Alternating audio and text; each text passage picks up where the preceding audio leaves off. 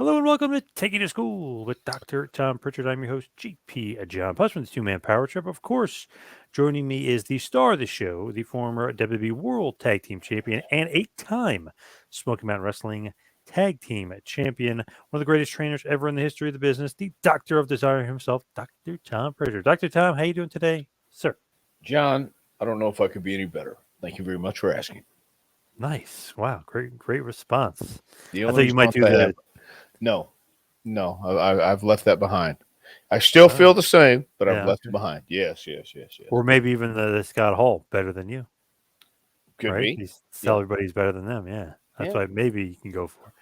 But what's going Very. on with JPW? What's going on in Knoxville, We're Tennessee? we're getting ready to graduate our JPW class, the first class of 2022, and start another one after we give ourselves a week break, and that starts April 4th coming up. And this class is looking good. We're graduating in Dixon, Tennessee this Saturday, March 26th. And it'll be at the Dixon Fairgrounds, kind of one of those old school wrestling buildings where you just say, at the fairgrounds this Saturday night will be. So at the fairgrounds this Saturday night, JPWA will be graduating the first class of 2022. And I'm looking forward to the second class. Man, 12 weeks, I say it all the time. And then all of a sudden, when you're in the midst of it, you don't realize how fast it's actually going. But 12 weeks has really gone by. And we've, I've had them working hard. So everybody's been working very hard the last 12 weeks. And I'm just looking forward to see what's next. When they do kind of graduate, move on. What's next for them? Do they come back? Like, where do they go from there? Some guys do come back and take the advanced class. Other guys go home and get booked in their area.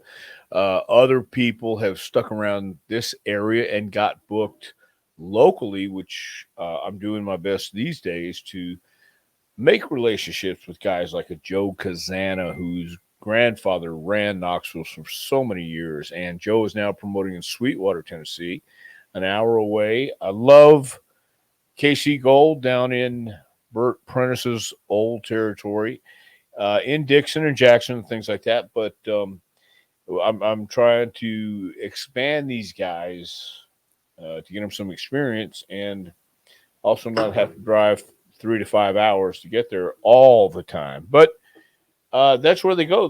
Some of them have reached out on their own to get booked, and others have asked to get booked, and all they can do is call and ask. And sometimes they get on the card, sometimes they have to wait a little bit, but everybody's making the best of it. You just got to go where you can go and get the opportunities, grab them. How do you get booked though? Like, is it just on their own, or do you guys help? Well, we've helped and we've done both. That's what I'm saying. Some guys have networked from the graduation and shown up at shows to help set up the ring and chairs and the building, things like that, as well as tear down. And that's the recipe I think a lot of people are following these days, and that's the way it works. It used to be that way a long time ago. You would show up, help, and see what was needed, and sometimes they let you help, sometimes they let you in, sometimes they wouldn't. They being the promoters, but these days, I think everybody's looking for talent and giving everybody an opportunity. So that's one way, doing it yourself, and another way is calling a promoter, reaching out, either networking by text, email, and get them an opportunity. The best way I have found for a lot of the guys around here and a lot of the guys elsewhere, if you put on Facebook an entertaining vignette or skit or promo, whatever you want to say, people see it and people will contact them as well. That's what happened with the brothers of seduction, Jake Tucker and Cam the Prince. And Jake recently got signed, which was very cool. And it falls into place for some. Others, it's more of a struggle. But yeah, I'll call, or they will reach out and just show up and looking for an opportunity. Where did he get signed? I'm sorry. Where did he get signed? Where did Jake Tucker get signed? Yeah, where did he get signed? WWE. He's in the next Oh, class of NXT. Mitch LaValle. wow. You didn't know Wow. that.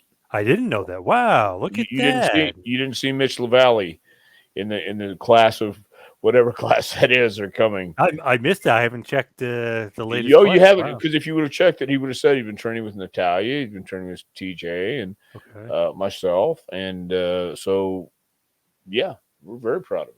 Nice. Look at that. Yeah. Another JPWA guy getting signed. Ivy Mhm. Nile, obviously in NXT right now. Well, yeah, but Uh, she's we've had first. people Yeah. signing NWA. We've had Yep. people wrestling for AEW. I'm not sure if we've actually had anybody signed, but Kenzie Page got signed last month, or time has time has been crazy lately. But we've had some very good, pretty good luck and success getting people out there and started, and the rest is up to them. Time is a flat circle. You know that? Makes Yeah. sense. It Yeah. really is a flat circle, and I think there are times when life is a flat circle. So there you But go. but that's great about the trucker there. We've been talking about him forever on this show. So Yeah. that's great. He gets signed. Yeah. Well, not just forever. He was in the second class, and we were only. This is our fourth year, and he's been working. It's not forever, but he's been Hmm. toiling and burning the midnight oil, and he's been doing all the right things, from diet to working to staying healthy to staying away from bad habits and bad people and things like that. So, very proud of him, and I'm happy for the fact that he has a goal in mind, and he's steering the ship directly in that area and directly in that direction. So, yeah, more power to him. So with guys getting signed and you kind of and really, do they always come back to JPWA? Because it seems like even after they get signed, they seem to make their way back. You know what I mean? That they Yeah, always seem to come sometimes. back. Yeah, sometimes. I mean, once again, it everybody gets busy, and you don't uh, take into consideration the process, and you don't take into consideration how you delegate your time. And some guys will stop by because they're not doing anything else, and they want to pursue a career, or they just want to get to a different promotion. They want to be known around the country, around the world. And uh, sometimes they'll come back, but other times they get booked right away when they go back home. And that's happened to a lot of guys. They knew of a local show, and they go to it and ask if they can now set up again or whatever they do, and get booked, because we get stuff all the time. Our social media director, Jamile, will find this out, and they'll send him stuff, and he'll put it up on our Facebook page, website, and things like that. I Pretty mean, cool hey, though. if you want to find a place to go, if you want to get work, where there's a will, there's a way, and especially today, everybody's looking for talent. Everybody is always looking for talent, new talent, and I'm feeling the uprising again of not necessarily the independence, but of people out there pursuing a goal, pursuing a dream. And uh, I know there's wrestling schools all over the place. And if you go somewhere and like it, stay there. If you go somewhere and don't like it, move on. Try something else. But you got to find a place that fits for you. I'm not everybody's cup of tea. Not everybody's going to get the same from me, uh, the same amount of learning, because sometimes I connect more with others. And if that happens, and you're not digging it, try somewhere else. We've had people train in Mexico. We've had people train in different schools around the country, and they'll wind up here, and then they'll go back to different schools, and they'll try different places. I mean, AEW has a Nightmare Factory in Atlanta, and some of our guys have left our 12-week program, graduated, and then go to AEW's 12-week program, and they learn a completely different point of view.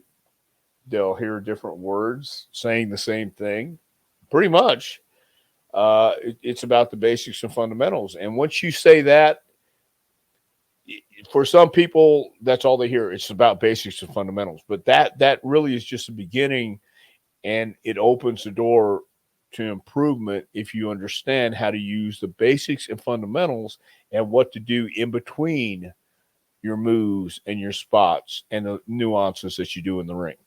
So, real quick example, I have a kid who's having his first match this weekend in Dixon. And he's from 3 classes ago, I think. He's been coming to the advanced class, and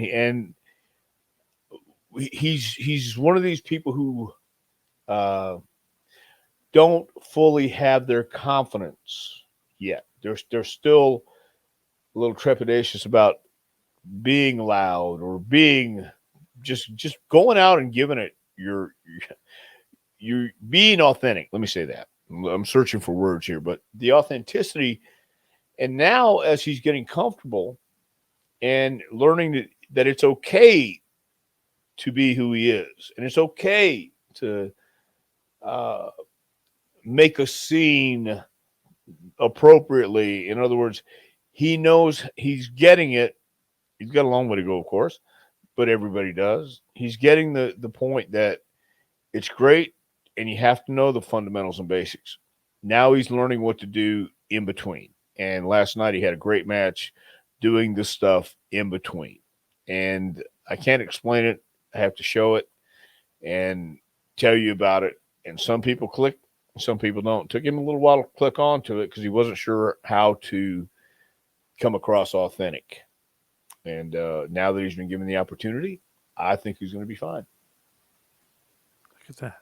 But I just love how the eyes of maybe WB can sometimes be on JPWA because of Glenn, because of you. I think that that's always a step up maybe over some other schools. I think.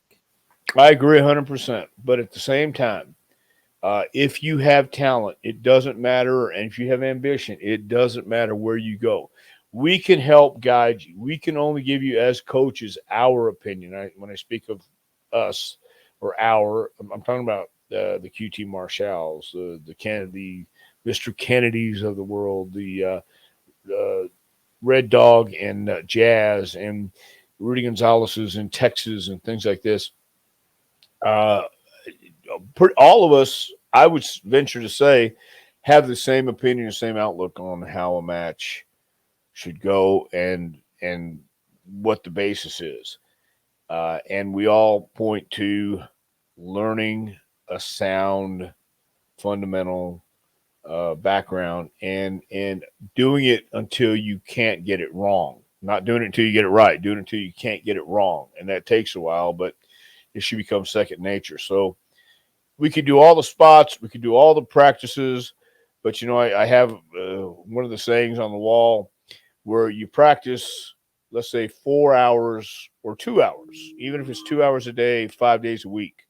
Then you play the game, and how long does the game last? Maybe 2 hours, but you're doing all that those hours of practicing to prepare for that 2-hour game, and that's what it takes to get great. You have to keep going and doing the repetition, not just in wrestling, but in any sport, in any endeavor. I think it takes doing it over and over until it just you don't even think about it. I see so many guys. And it's happened over the years, many, many times. There is a method to what we do, and it should be an instinct. If you grab the wrong arm, let me say it like this: if you grab the wrong arm, and there is a right and a wrong arm in the ring, there's a right and a left side, and we work the left side. But some people still want to grab the right arm or the right leg because they don't know what the difference is. They don't know how the correct way is supposed to feel. And the correct way is we work this side so everybody's on the same page. It's business.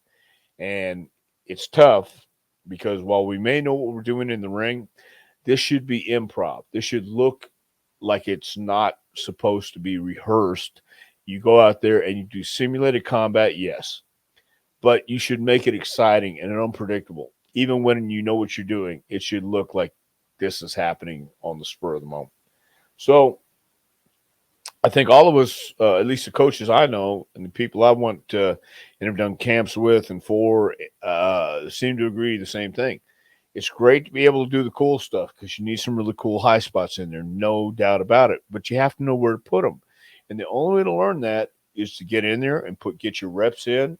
You have to fail and fail and fail until you start succeeding, succeeding, and succeeding, and that's a process, and it's a tough road, and it's a steep mountain to climb sometimes. With training, everything else. Obviously, you were FCW, a little bit of OVW. I mean, you've been around the block. What did you think of not NXT that replaced FCW, but NXT 2.0? Like, I know you haven't seen much of it. What do you think of just they're completely changing it as far as like a lot of the guys now that are in top spots? A bunch of them are kind of new to the business, but they played other sports, like Braun Breaker, Rick Steiner's son, former football player. Grayson Waller, who's on a top heel for them, was a big rugby player. So I mean, they are starting to get out guys from other sports, but they're not necessarily been around. I mean, they're both around probably a year. Like, what do you think about kind of NXT 2.0 and almost taking guys from real sports, quote unquote, and putting them into wrestling? Well, I've seen both types. I've seen the football players who played in the NFL Hmm. come in with the elite attitude or the um, attitude of I'm a real athlete and these guys aren't, and I'm entitled.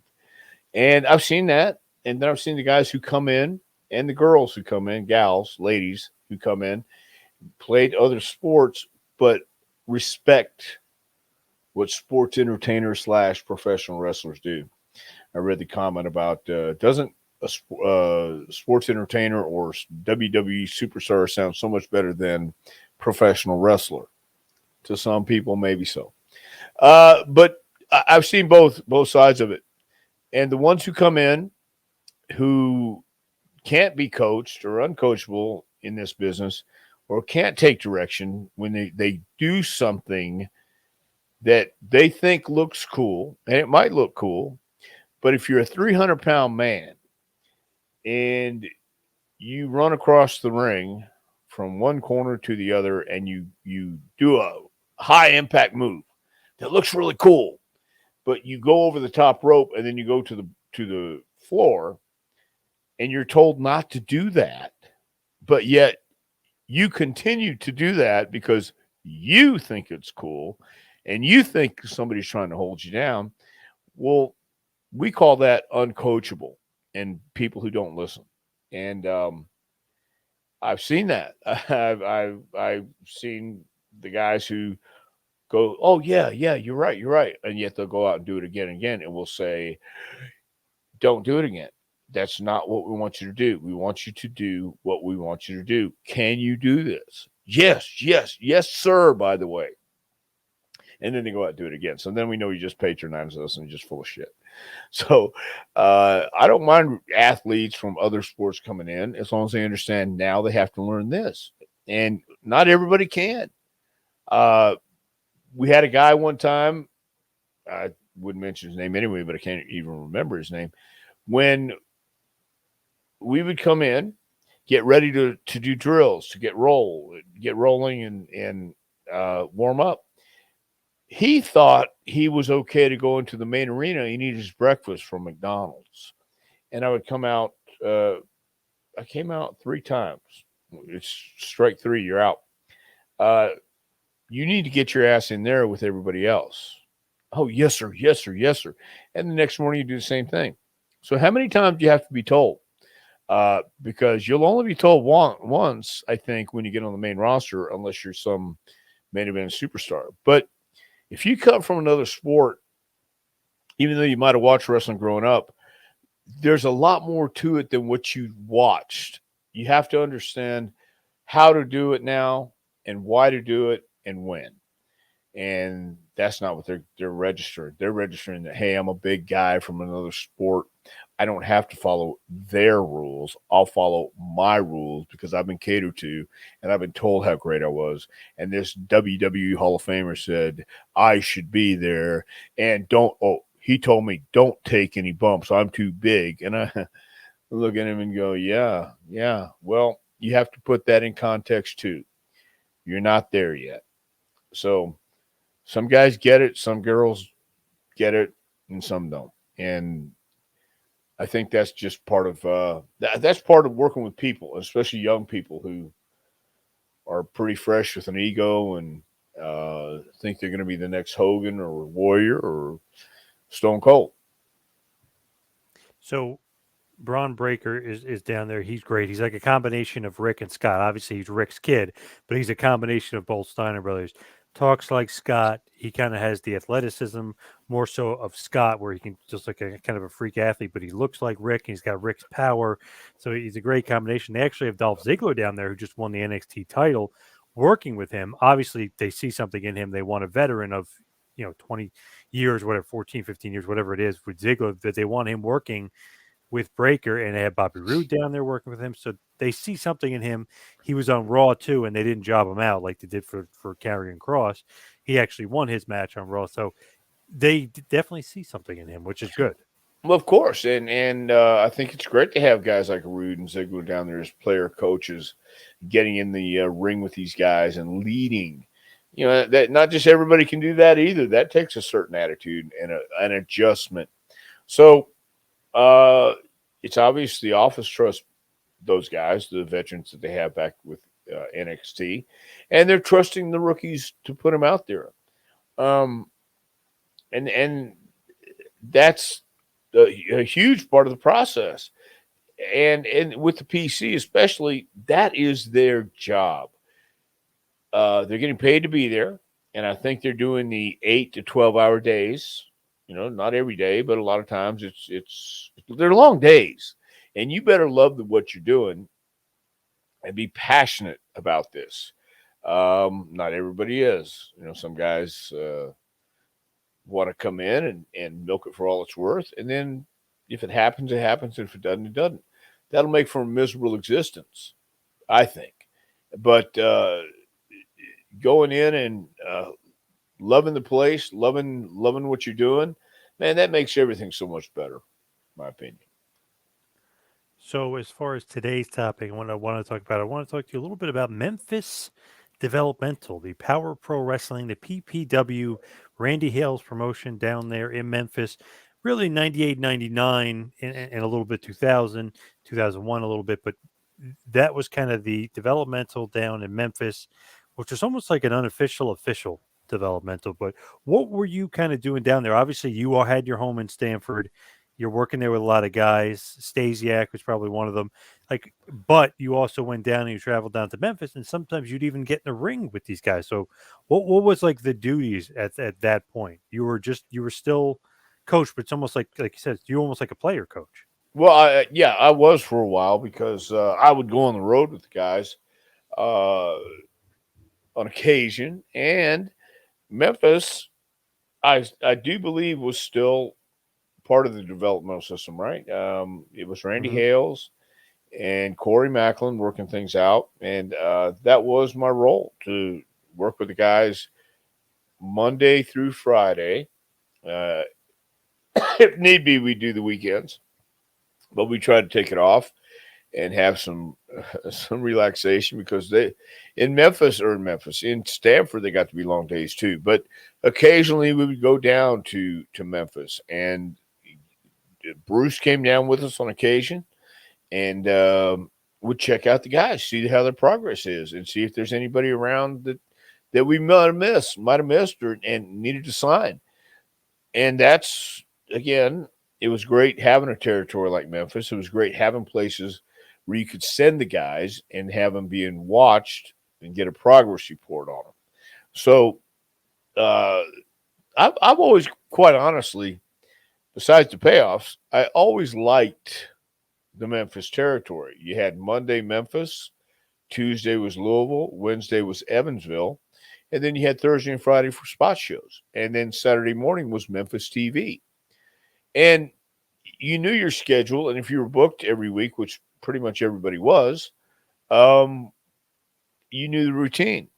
And even though it was routine, you still had some unpredictable moments. And when you got in the ring, you could create and have a lot of fun. I mean, on Saturdays, you do an early TV live in front of a studio audience. That's great uh, practice for guys going out there and learning how to work on a live TV show. You only have one take. And after TV, uh, you would travel back to Nashville, 200 miles, and have to work the fairgrounds that night. And if it was a busy week, you got to work Sunday too. So sometimes you had 7 days a week, sometimes you had six. And it helped those guys get sharp. It helped those guys learn. You had old school guys down there still, like Lawler, Brian Christopher, Bill Dundee. Uh, Gosh, there was a wealth of knowledge in that area, and you got to try things and see if it worked. If it did, great. If not, scratch that, move on to something else. And so anyway, that was a model back then, and that was a cool thing to do. I got to take Silva down there, the giant Silva, get him some reps in the ring, and uh, I mean that was a formula, that was a recipe back then. So as things change, so do I guess styles and personalities and coaches change, but the basics and fundamentals never go out of style. Even with a guy like the giant Silva, he knew eventually he figured out that you can't just go out there and kill the guy. You need to have some kryptonite that can get a giant guy down like that. And what is that? And you had to figure it out. So I liked it at that time. It was a pretty fun place to go for a weekend or for the first few days of the week. You knew what you were going to be doing. And it seems like with that territory throughout just their few years of running, when they had their developmental deal with WWE, either guys that are injured or guys that are coming up would definitely take some time and they'd work down there. For instance, Tracy Smothers is down there at one point. Dr. Death Steve Williams, who was coming Oh, back from bad knee injury, right? He's down there helping out and yeah, obviously making TVs. But really, I mean, they're there rehabbing, but also helping out the younger guys. of course. And I remember when Doc was there. I remember Doc coming in, and you know, if you knew Dr. Death Steve Williams, and you understood his sense of humor and his imposing stature, it was a lot of fun to watch him work. And guys weren't sure how to take him, almost like Brock, but not quite the same, Hmm. if that makes sense. I think the guys enjoy having Brock around now, from what I understand, because he is loosening up. He's got years behind him now. He's got a foundation that he can really stand on now, and he has gravitas to talk to the guys, offer advice, and at least and the cool thing is they're asking for his advice. And I'm sure the model will change again as you go down the road, and I would think that's a good thing. We all have our way of doing things, but the right way and the only way does not exist. So the cool thing about the business is you keep trying stuff until you find your groove, until you find where you fit, and then you keep being creative and keep watching for something new, listening for something new, and at the right time, you implement it in a match or a promo or wherever it may be. When those guys are down there, like a Dr. Death, do you think that they're more concerned with themselves and rehabbing, or do you think they're more concerned with helping the younger guys, or is it maybe just a mix of both? I really believe it's a mix of both. Doc was a guy who enjoyed helping. He enjoyed coaching too. He played, football and wrestled his whole life too, so he knew the team atmosphere. He knew what it took to get somebody better. And it's not always about the moves. It's not always about how many moves or how many power moves you can do. And Doc got that. He worked for Bill Watts for years. He broke him by Watts. So I think he really enjoyed the coach player aspect of it. And at that time I enjoyed the coach player aspect of it. I was ready I was ready to curtail some of that stuff, but I was still having fun, and I think Doc was still having fun. And I always say, if you're not enjoying this, it's going to make for a long, long road ahead. It really is. But Doc was digging it, And being again in Memphis, there wasn't a whole lot of pressure. As long as you were at the matches on time and you went out and did what you were asked to do, and Doc got it. He understood it. And especially when you're hurt, the younger guys looked up to him, and that was a good thing because they needed to, and they needed to listen. Most of them did. I love though Power Pro in Memphis for the fact that you got to wrestle the Rock and Roll Express again in '98. You and Tracy Smothers, but of course they went over. So just add another territory where you've lost to the Rock and Roll Express, Smoky Mountain, WWF, WCW, always losing to them. Yeah, well, let me just say, there's always time. There's always time. I don't think they're going to retire anytime soon. So if I find a partner that I really, really gel with, then we might Yeah. get a victory out here once or twice. Tracy Smothers didn't work. Stan didn't work. Jimmy Del Rey didn't work. Um, George South at one point, he didn't work. I mean, man, all Well, these I will different guys. debate you on George South. I will debate you. I think it Oh, did work with George South. It's just okay. we didn't win, but it damn sure worked with George Right. South. Yeah. Yeah, I could see that. But Right. it's just interesting to think like, okay, in Smoky Mountain, excuse me, in Power Pro at this point, it like Rock Roll Express are down there, you're down there helping, Tracy Smothers is down there helping. Eventually you sprinkle in Dr. Death. I mean, that's pretty damn cool for those guys coming up. It's like you get all that great exposure, all this great talent that knows what they're doing. Yeah, and it really was cool because at that time, see, so 99, 98, 99, I would have been in Stanford 2 years, 3 years, going on that. And I was getting acclimated to coming into an office now, which I thought, no way I could never do that. But I was into the office and then going down to the studio and working with the guys and being able to travel and go into a place like Memphis where I still knew people. And it was the old school Memphis wrestling fans. And being around guys like Doc, being around old school wrestling fans who know how to have fun, and the guys have to understand to work a different style. They have to understand to work a simple, basic, old school pro wrestling match. It works in Memphis. Some of the stuff we did 100 years ago. If you do it correctly, it will work. It has to have the feeling, the timing, and the intangible part. If you just stand on stage and play a song with your guitar, standing straight up, just singing a song like James Taylor. Don't get me wrong, James Taylor's a wonderful musician. He's just not what I would want to go see. I don't want to see some guy sitting there in a sweater playing a guitar. I want to see Gene Simmons playing his bass, and I want to see some rock and roll. I want to see some movement. You standing straight, you hear one sound. You hunch over just a little bit, you're going to get a different sound out of your guitar. So same thing when you go into a match. You try the high spot, maybe it didn't work that way. You add something to it, you take away something to it, and you see how it works. You see how it feels. And that's my approach to it. And that's what I tell guys. You're not going to have the same chemistry with everybody you step in the ring with. But when you find it, live with it. Learn how to expand it and remember what happened in that match that worked and see if it works the next time too. And all that intangible it factor that people talk about um, is in that combination of what you're started out to do in the ring from start to finish. Usually from the beginning of the match, you can tell how the match is going to go. I've started out in some matches that were just a disaster. We hit a spot and we found our niche. We found our groove in there, if you will. So it was a cool thing, and the guys did appreciate it, and the fans appreciated it back then. There were still wrestling fans. I don't mean to go off on another road here, but just last night we watched a 6-man tag match with Ernie Ladd and the Midnight Express against the Rock and Roll and Jim Duggan.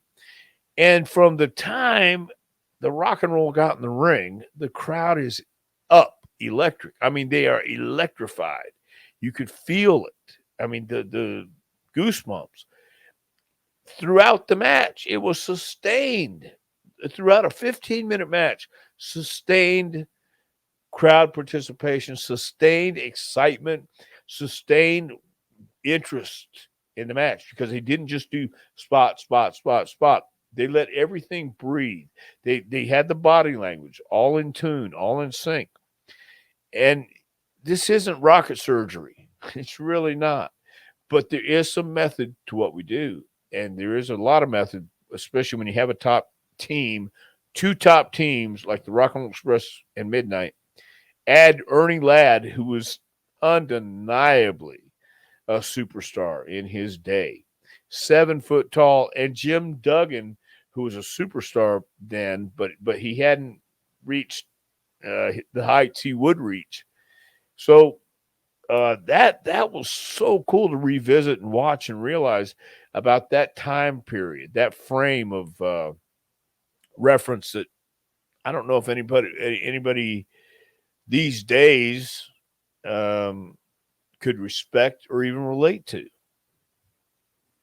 I love how you said rocket surgery. You combine rocket science and brain surgery. I like that. That's a new one. Not a chance. It's actually rocket surgery. You've done surgery and rockets before. You're trying to make something. You're trying to make something make sense here, and I'm trying to tell you, it doesn't have to make sense. Yes. All right. Yeah. True.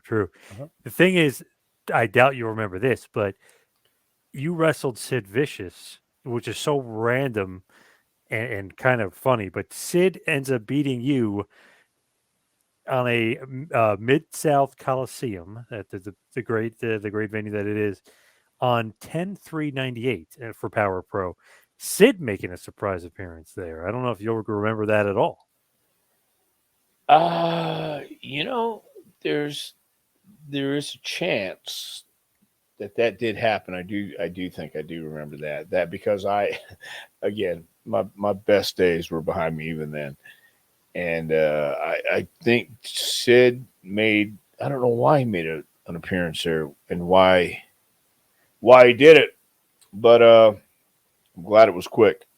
Maybe he thought he was in West Memphis, Arkansas, maybe. Well, maybe that's what he thought, yeah. And he might have been showing up for a softball game. I don't know. But, Lawler liked to play softball too, so that was that kind of vibe, man. It was that territory. Lawler was a man, Lawler's been a star since the beginning.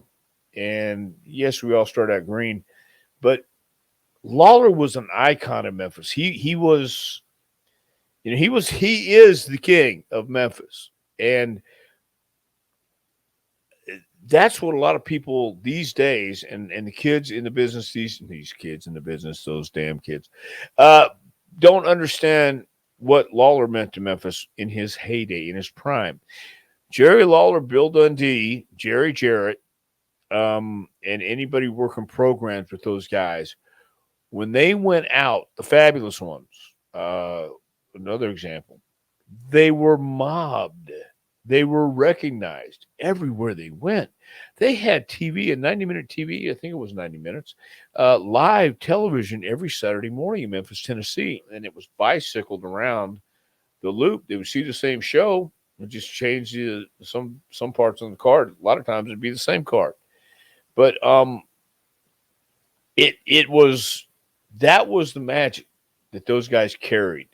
When they came out on TV, they talked like they were somebody, and they meant it. And Bill Dundee especially, man, Bill Dundee meant it when he said he was a superstar and he's going to beat Lawler's ass. And there was a great rivalry there.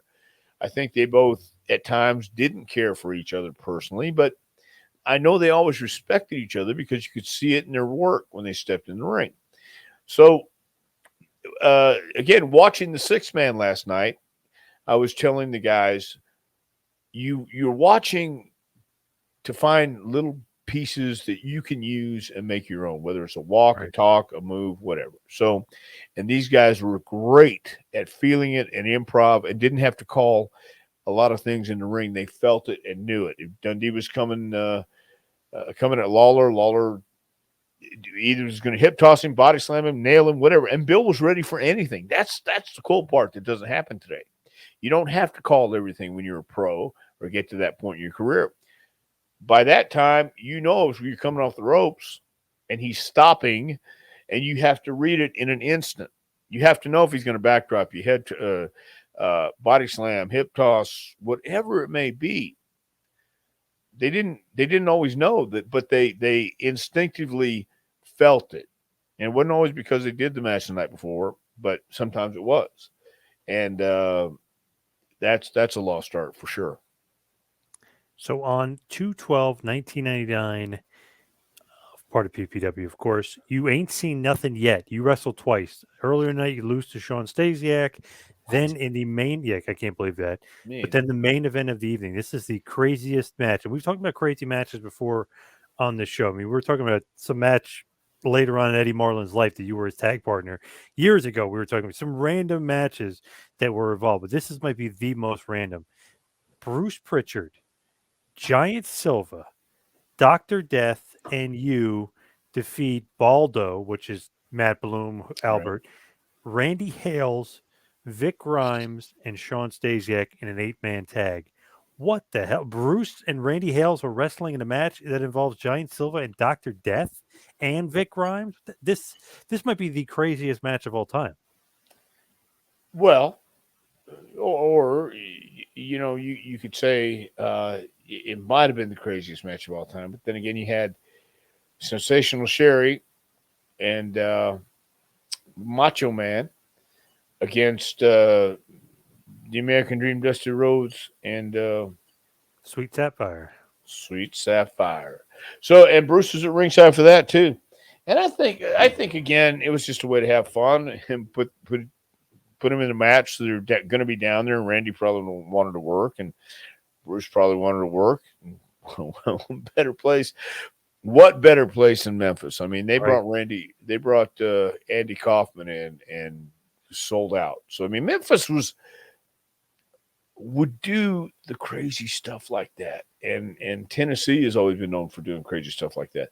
West Texas was known for doing crazy stuff like that. A promoter might come in and say, "Hey, um, can I get on the card some way?" I remember, I think it might have been the NWA uh, title match where Briscoe won, but Paul Bosch wanted to be on the card. He was the promoter of the show, and he put himself in a bathtub match with Gary Hart, and doing a gimmick thing because he wanted to have fun again. He wanted to be on the show, and he owned the. It was his town, so he was going to do it. Not necessarily a wrestling match. We knew Bruce and Randy weren't going to be known for their exquisite reversals of a top wrist lock into a hammer lock and It's take not him down. Flair Steamboat. Yeah. Yeah, not Yeah. Flair Steamboat. We weren't even Yeah. looking for that. It was just the fact that I think Randy wanted to do it, Bruce wanted to do it and have fun. You're there. Let's do it and get a payoff. I just like, wow, like reading that match, I'm like, that can't be. But of course, Memphis, it could be. You know what I mean? Of course, Memphis has that crazy match like that. Just so funny. It's like Giant Silver. Okay, that's not weird enough. Let's throw Randy Hales and Bruce. Let's throw But everybody in they there. they would have matches like uh, Austin Idol had blonde hair. Well, if he lost this match, he had to dye his hair black for the rest of his life, forever and ever and ever and ever and ever and ever and ever. Well, okay, but they were always coming with crazy stuff like that. Crazy matches in Houston. You had a match between Killer Kowalski and Killer Carl Cox. The loser would never be able to use Killer again, and Kowalski won. And the next week, Cox was still in territory, but it was Killum, not Killer, but Mm. Killum Carl Cox, and he moved on to the other territory and just continued using it. And I thought, how can he do that? He lost a match where he could never use it again, ever, ever. So there you go. What a dishonest bastard he You is. know what a Yeah. dishonest business. That's what I Yep. was thinking. But Memphis was so cool at doing the crazy. A lot of people didn't like it, but they do some crazy clown stuff. They really would. And at the same time, Lawler was such a great worker. He could take anybody, pretty much anybody. If you couldn't work with Lawler, then then it was on you because Lawler knew how to work around anybody. And I always say, if you couldn't work with Brad Armstrong, you didn't deserve to be in the business. You didn't belong in the business. Same Right. thing with Lawler.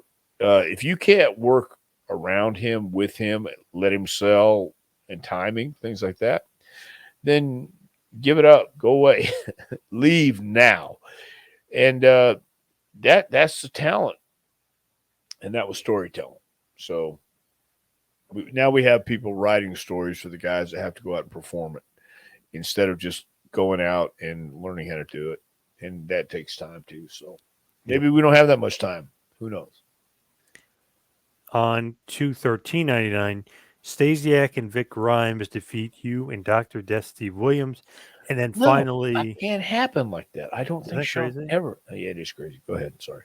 A part of a TV taping. And also later on that evening, you had that was in Memphis, part of WMC TV5. This is a part of a house show later that evening. Bill Dundee, Giant Silva, and yourself defeat Brian Christopher, Scott Taylor, aka Sky Duhati, and Sean Stasiak. So interesting matches from you and PPW. I just love just the randomness of you could team with Giant Silva, you could team with Dr. Death, you could team with Bill Dundee, Tracy Smothers. You never know in Memphis. No, you never knew in Memphis. It was unpredictable, and sometimes I remember a night at a fair, and I think the match you just mentioned with Dundee, myself, and Silva against Brian Christopher and Scotty Tuhati and what's his name, Stasiak, him, that Yes. guy. Yep. I'm kidding, Sean. It's a joke because he'll hear this and then he'll Yep. think I'm okay. Well, I mean that you're right. Random opponents just thrown in there, not necessarily, again, not really thinking about it, but putting it down on paper and seeing how the names look across from each other. And I think anybody who's ever booked a card, you look at it and go, yeah, that's interesting. I wonder what could happen here. And it could be a complete disaster, or it could go out and have a decent match, or you could blow the roof off the building. And that was a recipe that old school bookers used many years ago, just to see what they had, especially when a new guy coming in territory and the booker didn't know him, which has happened on a few times, or more than a few times. You find that sometimes you get two guys that just mesh together, like a Flair and Steamboat, Buddy Rose and Rip Rot Oliver. So I mean, yeah, yeah, it was a lot different back then. Some So people was say better. Some people say better, John. I'm not one of them. Well, Mm, I am one of them actually. me too.